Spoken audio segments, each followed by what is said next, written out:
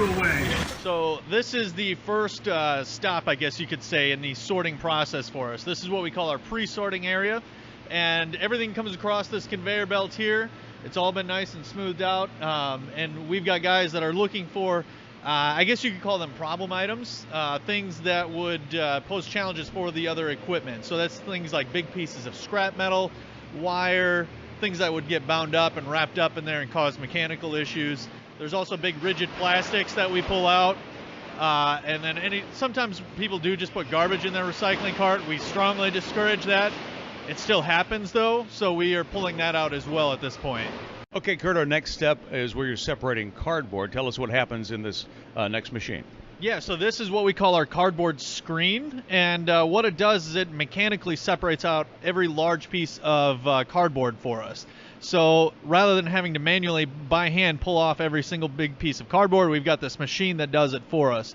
Inside, if you look, you can see there's a bunch of axles with discs on them, and they're spaced pretty far apart. And what that does, it allows all of the stuff to fall in between them, except for those big pieces of cardboard. They just can't get between those discs. So everything gets bounced around and toppled around, and what happens is all of the other small material falls down to the bottom onto another conveyor belt, and then that continues up into the rest of the recycling center. The cardboard goes off on a separate direction and then ends up in a big mountain of cardboard just to the left here.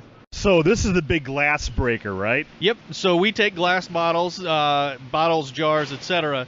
So this works the same way that those cardboard screens work. There's a bunch of little discs in here instead of big, and like I said, this works on the same principle but just in reverse.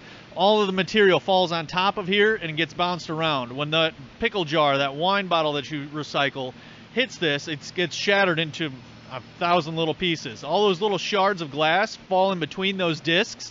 Everything else can't fit, and it bounces on top. All the glass falls down to the bottom, drops onto a conveyor, and then it gets carried out side, and then it gets loaded onto trucks and gets sent off to be recycled. The rest of the material bounces along, falls off the end, and then continues on the recycling process, the sorting process.